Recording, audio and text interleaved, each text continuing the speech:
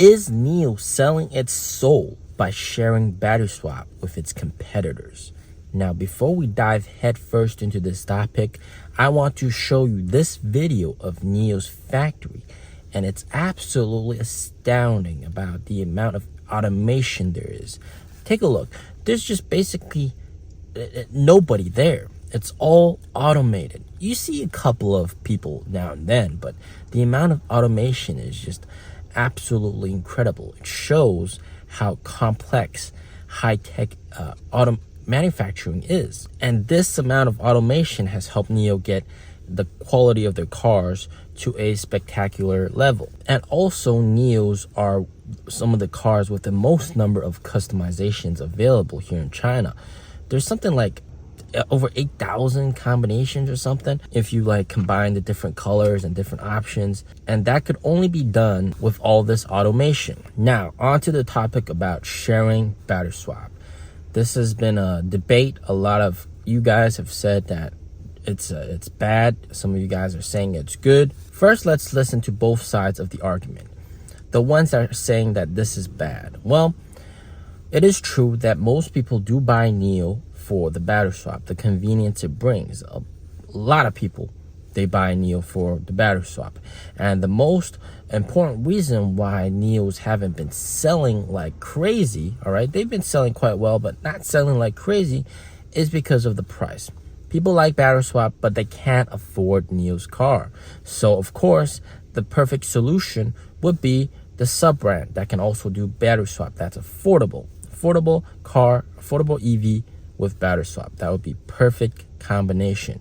But if you're offering battery swap with the competitors, doesn't that mean that you could also just buy the competitor's car instead of the NIO sub-brand car and battery swap that way, and use NIO's battery swap network that way? Wouldn't that really hurt sales? NIO's battery swap has been the biggest moat for NIO. It is the thing that nobody else has. If you talk about specs, comfort, you might argue that some of the other cars are more comfortable than NIO's. You might argue that some of the other cars are faster than NIO, or build quality wise, or all that kind of stuff. It's all subjective. It's all possible that some of the other guys are better than NIO. But when it comes to battery swap, that is hands down NIO's biggest moat. Nobody else really has this to the scale that NIO does. It's not like a gray situation like the other things. It's black and white. You have it or you don't have it. And most other guys don't have it. And it is the biggest selling factor. People buy NIOs for the battery swap. Could it be that if you give it away, that the reason for buying your car would no longer exist? And yes, that might be very possible. It might be very possible that people would look at it and see, oh, I think that car is a better value than this car, NIO sub-brand car. And I think that the other car can also use NIO's power swap network, and I'll be buying that car.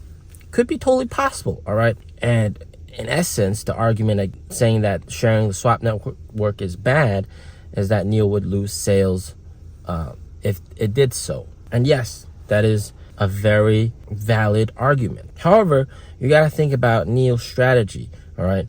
If, say, a customer chooses to buy the partnership brand that can also swap, I think, in my personal opinion, that NIO actually earns more money that way. Why? Because NIO has high cost of sales, okay? Whether it's rent for the stores, all the other stuff, NIO has high cost of sales. Maybe for the sub-brand, the cost of sales will be much lower, or probably will be much lower, but there are costs of sales, okay? So flat out revenue wise, of course, you would get more revenue by just having the customer buy NIO sub-brand. But there's, of course, cost of sales associated with that. You got to build a car, you got to run the factory and all that kind of stuff. You got to pay the sales rep, you got to pay the shipping, transportation, all that kind of stuff. At the end of the day, you're going to have some profit, all right? That profit might be a lot, might be a little bit, might be even negative. You might even lose money on selling the car when you just start off. But one thing that can be guaranteed is that if the customer buys the partner, right, maybe say like a JAC car or a Cherry or a Geely car that can also do battery swap, then from the point of purchase, NIO earns a profit. Because NIO CEO said on the earning call that they're essentially giving the Alps battery pack to the partnership brands for them to use in their cars, and they designed the car around that battery pack, then that means they have to buy the battery pack from NIO. So there's already a sale right there. And this is essentially a guaranteed sale, a guaranteed profit. And yes, revenue will be lower. The amount of money that NIO gets will be much lower. Pretty much the cost of the battery pack and stipulations, etc. But NIO might actually earn more profit by having the customer buy a partnership brand. You see where I'm going? Because of all the cost of sales, etc. Whereas this, selling it to having a customer buy the partnership car, NIO is just dealing B2B. They're selling the battery packs in bulk to the partners, GAC or Geely or Chang'an. And if you think about it this way, those partnership brands are probably going to sell a lot more cars than NIO sub-brand, even though they're competitors. But if there was no partnership, all right, even though the sub-brand might have more sales and not leak sales to the partnership brands, I think ultimately with all these partnership brands, them all buying battery packs from NIO, in the long run, that's going to be more profitable for NIO actually. And I want you to think about it this way, okay? What this is doing is essentially guaranteeing that everybody's standardizing NIO's battery swap, essentially.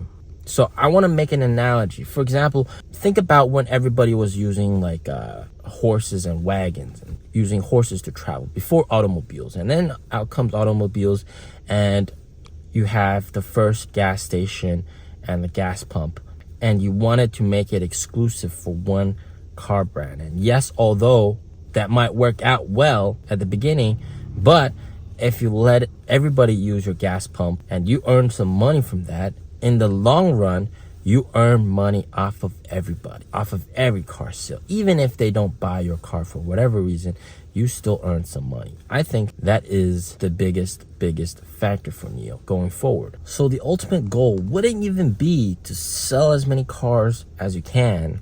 The ultimate goal with this would be that every car sold, there's a little bit of profit for NIO.